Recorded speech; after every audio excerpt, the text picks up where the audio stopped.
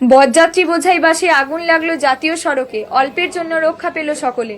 বুধবার বরযাত্রী বোঝাই একটি বাসে হঠাৎ আগুন লাগার ঘটনায় চাঞ্চল্য ছড়ালো পূর্ব বর্ধমানের যোতরামে। অল্পের জন্য বড়সড় দুর্ঘটনা এড়ানো গেছে। জানা গেছে, পূর্ব বর্ধমানের বীরপুর থেকে জয়নগর যাওয়ার পথে ১৯ নম্বর জাতীয় সড়কের শক্তিগড়ের যোতরাম এলাকায় দুর্ঘটনাটি ঘটে। আচমকাই বাসে আগুন লাগে। প্রথমে এক বাইক আরোহী বাসে আগুন লাগার বিষয়টি জানালে বাস চালক তৎক্ষণাৎ বাস থামান। সঙ্গে সঙ্গে যাত্রীদের দ্রুত নামিয়ে আনা হয়। তার কিছুক্ষণের মধ্যেই বাসটিতে দাউ দাউ করে আগুন জ্বলে ওঠে। ঘন কালো ধোঁয়ায় ঢেকে যায় গোটা এলাকা। খবর পেয়ে ঘটনাস্থলে পৌঁছায় শক্তিগড় থানার পুলিশ। দমকলের একটি ইঞ্জিন এসে আগুন নিয়ন্ত্রণে আনে। প্রাথমিক অনুমান, যান্ত্রিক গোলযোগ থেকেই এই অগ্নিকাণ্ডের ঘটনা ঘটেছে। এই ঘটনার জেরে কিছু সময়ের জন্য ১৯ নম্বর জাতীয় সড়কের কলকাতামুখী লেনে যান চলাচল ব্যাহত হয়। আমরা বরযাত্রী যাচ্ছিলাম।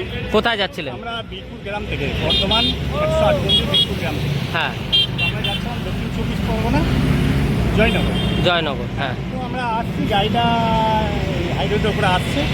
আসা অপর একটা গাড়িটা পাংচার হলে বেশি পাংচার হয়ে যাওয়ার পর খানিকটা এসে মোটামুটি পাংচার হয়ে একবার দাঁড় করে একটু এগিয়ে এলো।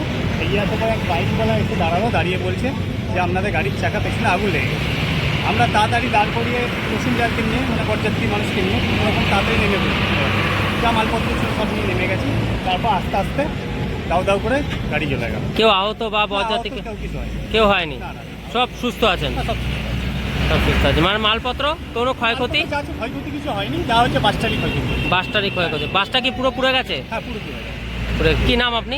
আমার নাম প্রদীপ ঘোষ, বাড়ি? বাড়ি বীরপুর। বীরপুর।